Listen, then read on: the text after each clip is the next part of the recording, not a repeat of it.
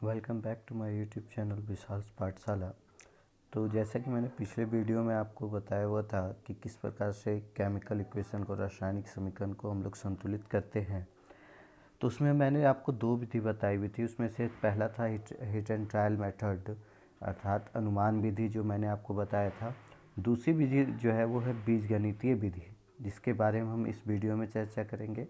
और इसके साथ ही साथ जो है हम लोग कई उदाहरण की सहायता से, अनुमान विधि की सहायता के द्वारा जो है रासायनिक समीकरण को संतुलित करना सीखेंगे। चलिए तो चलते हैं वीडियो की ओर। उससे पहले आप चैनल को सब्सक्राइब जरूर करें। तो चलिए हम लोग देखते हैं वीडियो में जो आज का जो टॉपिक है, बीजगणितीय विधि द्वारा रासायनिक समीकरण को संतुलित करना। तो आप देख सकते हैं मैंने एक क्वेश्चन लिया हुआ है, जहाँ पर क्या है, के पोटेशियम प्लस जल है ना, H2O जल, तो अभिक्रिया करके क्या बनाते हैं, तो पोटेशियम हाइड्रोक्साइड और हाइड्रोजन गैस बनाते हैं। तो देखिए यहाँ पर ये क्या है, कंकाली समीकरण दिया हुआ है। कैसा समीकरण दिया हुआ है? कंकाली समीकरण दिया हुआ है।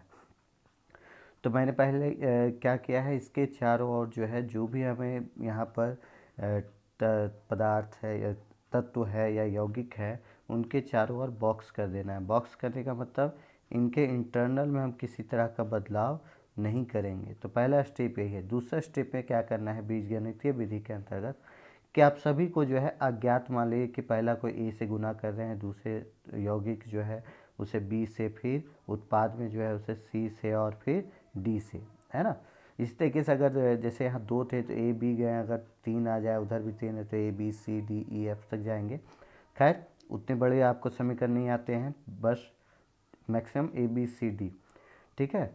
ये बीजगणितीय विधि से आप वैसे समीकरणों को संतुलित कर पाएंगे जो आपको अनुमान विधि से जो है संतुलित करने में काफ़ी कठिनाई होती है। तो पहले आप देख सकते हैं कि ए बी सी डी से हमने जो है यहाँ पर गुना कर दिया, उसे हमने क्या मान लिया, समीकरण ए मान लिया। क्या मान लिया? समीकरण ए मान लिया, है ना। तो स्टेप 3 में अब हम लोग क्या कर रहे हैं, तो आप ध्यान दीजिए कि इक्वेट कर रहे हैं। हम लोग क्या कर रहे हैं, इक्वेट कर रहे हैं।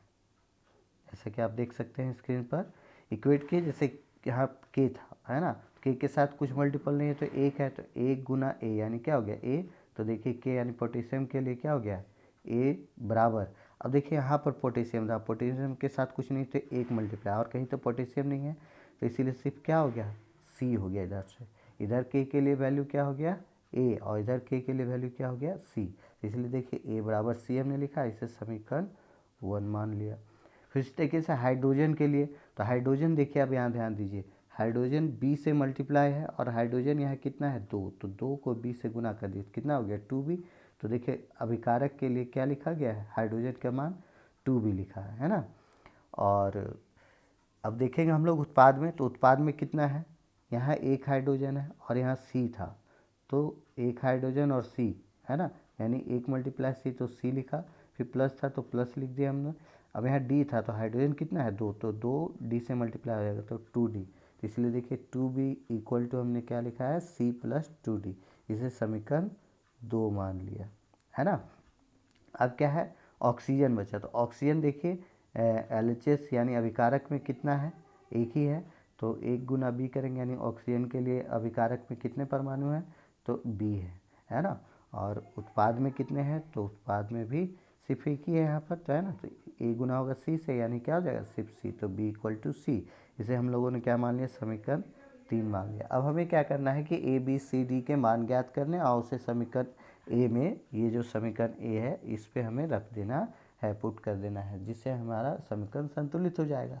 तो इसके लिए आपको क्या करना है कि आपको ये प्रयास करना है कि सभी को किसी एक ही टर्म में हम ले आए। जैसे सी है तो सभी को सी में ले आए, है ना। ज़्यादातर जो ज़्यादा कॉमन आ रहा है उसी के टर्म में लाने का प्रयास करेंगे हम लोग। चलिए देखते हैं, तब आपको अच्छे से समझ में आएगा। अब आप देख सकते हैं मैंने यहाँ लिखा हुआ है समीकरण 2 में, समीकरण 2 में, ये समीकरण 2 था। समीकरण 2 में क्या था, 2b equal to C plus 2d। तो अगर आप इसे सॉल्व करें, इसे ना लिखे तो कोई ज़रूरत नहीं है। यहाँ से आप क्या लिख सकते हैं, ये जो b है, 2b है ना, तो b बराबर c हमें यहाँ मिला है समीकरण 3 से, देखिए यहाँ लिखा है ना। तो b बराबर c है, तो हमने क्या किया, इस b की जगह क्या बैठा दिया, c। तो ये क्या हो गया, 2c हो गया LHS, और 10c प्लस 2d हो गया, ठीक है। अब देखिए आगे, अब इसे आप सॉल्व करके डी के वैल्यू को ज्ञात कर लेंगे, है ना। तो अगर आप इसे सॉल्व करते हैं तो उधर क्या था, 2c था, उधर c प्लस 2d था, है ना। तो 2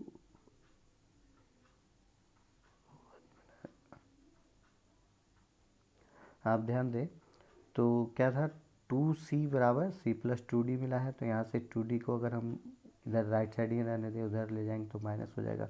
उसके बाद दोनों साइड को आपस में बदल दे तो 2d इक्वल टू क्या हो जाएगा, 2c माइनस c हो गया।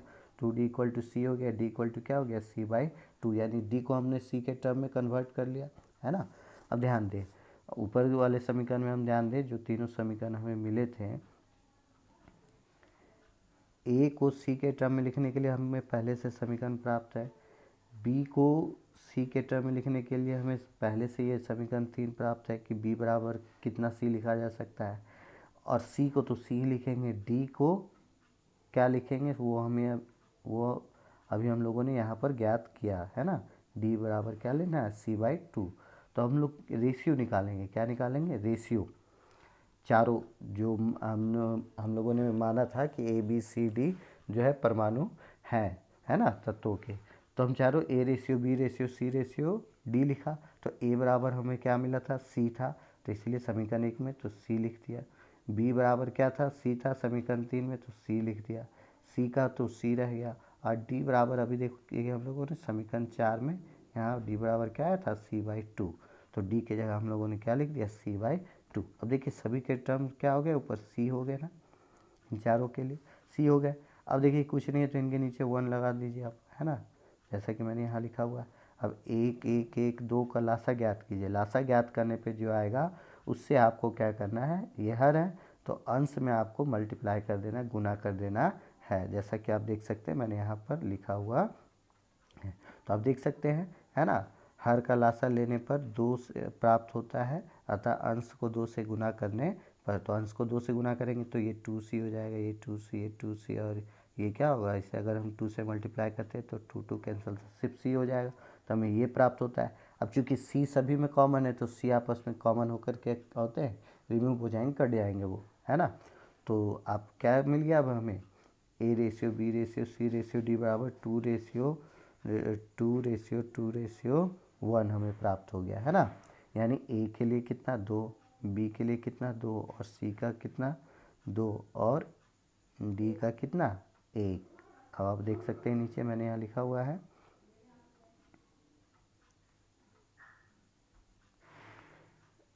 ना। अब देख सकते हैं ए का मान यहाँ पर लिखा गया है, ए बराबर 2, बी बराबर 2, सी बराबर 2 और डी बराबर 1, है ना। तो समीकरण ए जो हमें प्राप्त हुआ था, क्या प्राप्त हुआ था, समीकरण ए। हम लोग समीकरण ए में जो है ए बी सी डी के मान को रख देंगे, है ना। तो के जगह पे यहाँ क्या लिखा हुआ था हमने समीकरण ए में, समीकरण ए में लिखा हुआ था ए के, है ना, यहाँ BH2O, और यहाँ CKOH था, और यहाँ DH2O था। तो ए के जगह पे देखिए हम लोगों ने 2 रख दिया, बी के जगह पे भी 2 रख दिया, सी के जगह पे भी 2 रख दिया, और डी का पहले क्या था 1, इसलिए 1 को लिखने की आवश्यकता नहीं है। अब ये हमारा समीकरण क्या हो गया, संतुलित हो गया, है ना। तो आप, आशा है आपको ये अच्छे से समझ में आ जाए। आप बीजगणितीय विधि को एक बार रिवाइज जो है वीडियो को थोड़ा सा रिवाइंड करके आप देख ले तो आपको और अच्छे से समझ में आ जाएगा, है ना। बीजगणितीय विधि आपको वैसे प्रश्न हल करने में मदद करेंगे, जो वैसे समीकरण को संतुलित करने में हेल्प करेंगे, जो आपको अनुमान विधि से, हिट एंड ट्रायल मेथड से कठिन लगता है। अब चलिए हम लोग चलते हैं कुछ अन्य उदाहरण की और, रासायनिक समीकरण को किस प्रकार से संतुलित करना है। तो यहाँ पर मैंने कुछ उदाहरण लिए हुए हैं, और आशा करता हूँ कि आज आपको रासायनिक समीकरण संतुलन करना इस वीडियो के माध्यम से अवश्य समझ में आ जाए। तो चलिए पहला उदाहरण हम लोग देख सकते हैं। यहाँ पर हम लोग क्या देख सकते हैं कि जो है रासायनिक समीकरण संतुलन करने के अन्य उदाहरण, पहला यहाँ पर एक शब्द समीकरण लिखा हुआ देख सकते हैं, जिसमें मैग्नीशियम प्लस ऑक्सीजन क्या है, अभिक्रिया करके मैग्नीशियम ऑक्साइड बनाते हैं। सबसे पहले हमें क्या करना है, अगर शब्द समीकरण दिए हुए हैं तो हमें कंकाली समीकरण लिखना है। देख सकते हैं मैंने यहाँ कंकाली समीकरण लिखा है। बॉक्स मैंने इसलिए बनाया है ताकि आप ये याद रखें कि आपको इसमें किसी तरह के इंटरनल कोई जो है चेंजिंग नहीं करने हैं। इसलिए मैंने यहाँ बॉक्स बनाया है। आप तो सीधा एक ही लाइन में संतुलन कर सकते हैं, उससे कोई समस्या नहीं है। तो चलिए हम लोग इसे पहले देखते हैं। मैंने आपको जो है इसके पहले वीडियो में बताया हुआ था सर, जो दूसरा भाग है इस चैप्टर का, उसमें आपको बताया हुआ था कि किस प्रकार से समीकरण को संतुलित करना है। तो सबसे पहले हमें देखना है कि अभिकारक में कौन कौन से तत्व है और उत्पाद में जो तत्व मौजूद है उनके कितने कितने परमाणु है। तो मैग्नीशियम अभिकारक में कितना है 1 और उत्पाद में कितना है 1। ऑक्सीजन अभिकारक में कितना है 2 और उत्पाद में कितना है 2। तो ऑक्सीजन की जो है ऑक्सीजन के परमाणु जो है सॉरी 1 मिनट, ये अब उत्पाद में ऑक्सीजन कितना है 1 है ना। तो हम क्या देख सकते हैं कि ऑक्सीजन के परमाणु जो है वो ज़्यादा असंतुलित है, यानी हमको सबसे पहले क्या करना है, ऑक्सीजन को संतुलित करना है। तो ऑक्सीजन इधर 2 है तो इधर भी 2 होना चाहिए, तो हम इधर 2 से मल्टीप्लाई कर दिए। अब ऑक्सीजन तो 2 हो गया, 2 से मल्टीप्लाई करेंगे तो ऑक्सीजन तो 2 हो गया, लेकिन साथ साथ मैग्नीशियम भी 2 हो गया। मैग्नीशियम 2 हो गया उत्पाद में, और अभिकारक में कितना था 1, तो उधर भी 2 करना होगा, इसलिए इसे 2 से मल्टीप्लाई कर दे। तो देखिए ये हमारा संतुलित रासायनिक समीकरण प्राप्त हो जाता है ना। आशा है आपको ये अच्छे से समझ में आ जाए। अब हम लोग दूसरे उदाहरण की ओर चलते हैं। दूसरा उदाहरण भी आप अगर ध्यान दें तो दूसरा उदाहरण भी क्या है, एक 1 मिनट,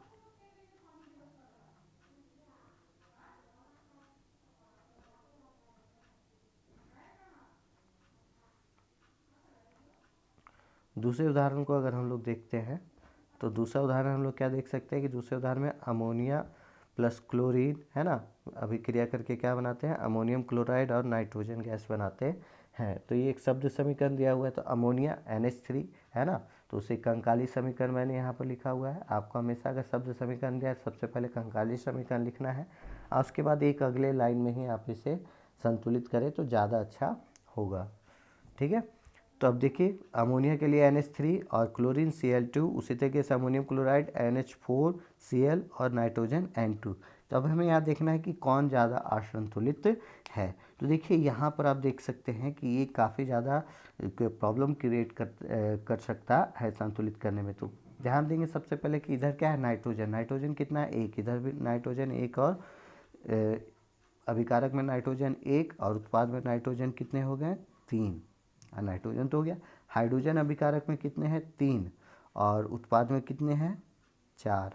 क्लोरीन अभिकारक में कितने हैं 2 और उत्पाद में कितने हैं 1। तो सबसे ज़्यादा कौन असंतुलित है, हाइड्रोजन है ना, 3 है और उधर 4 है। तो हम हाइड्रोजन को संतुलित करने जाते हैं, तो 3 और 4 के कोई एलसीएम तो है नहीं, तो इन्हें गुना कर दिए, कितना आता है 12। अब या तो इन्हें 12 बनाना या 12 को कोई मल्टीपल 24, 36 ये हो सकते हैं ना। तो हम देखते हैं 12 में ये संतुलित होता है या नहीं, है ना। तो चलिए देखते हैं 12 बनाने के लिए हमें क्या करना होगा। हाइड्रोजन को अगर हम 12 करना चाहते हैं तो अगर हम इसे 3 से मल्टीप्लाई कर देते हैं तो हाइड्रोजन इधर कितना हो गया 3 चौक 12 हो गया इधर। अगर इसे हम 4 से मल्टीप्लाई कर दें तो हाइड्रोजन कितना हो गया 12। अब नाइट्रोजन देखेंगे तो नाइट्रोजन इधर हो गया 4 और इधर नाइट्रोजन कितने हैं 3 और 2 5। अब तो नाइट्रोजन यहाँ पर संतुलित नहीं है, तो फिर से हमें क्या करने होंगे, नाइट्रोजन को संतुलित करने की आवश्यकता है ना। तो 12 में तो ये संतुलित नहीं हुआ एक बार में, हम लोग क्या करते हैं इसे 24 बनाने का प्रयास करते हैं ना।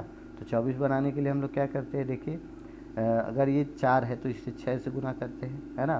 तो 6 चौको 24, यानी हाइड्रोजन कितना हो गया 24। तो इधर हाइड्रोजन 24 हो गया तो उधर भी कितना होना चाहिए 24, है ना। तो 3 को कितना से गुना करना है 8 से, 8 से गुना करते हैं तो 8 से 24, हाइड्रोजन हो गए बैलेंस।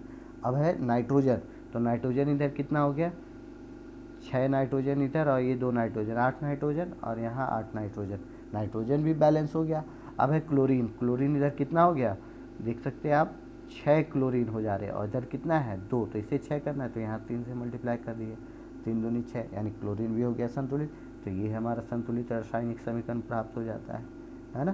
तो जब आप अगर इस तरह के जो है रासायनिक समीकरण संतुलित करने में थोड़े से ज़्यादा कठिनाई हो रही हो तो आप बीजगणितीय विधि का इस जगह पे आप उपयोग कर सकते हैं। चलिए अब हम लोग देखते हैं अगले उदाहरण को। इस वीडियो में नॉइज़ कुछ ज़्यादा हो जाने के कारण मैं जो है आप लोगों को अन्य उदाहरण, जैसे आप स्क्रीन पे देख रहे हैं उदाहरण 3, 4 और भी कुल अभी 8 उदाहरण बाकी हैं जो मैं आपको एक अन्य वीडियो के माध्यम से आप प्रोवाइड कराऊंगा। आशा अभी तक मैंने जो आपको समीकरण समझाए संतुलित करने के लिए वो आपको समझ में आ गए होंगे। सभी वीडियो को अच्छे से देखें क्योंकि आपके एग्ज़ाम के लिए भी ज़्यादा इम्पोर्टेंट हो जाते हैं। धन्यवाद।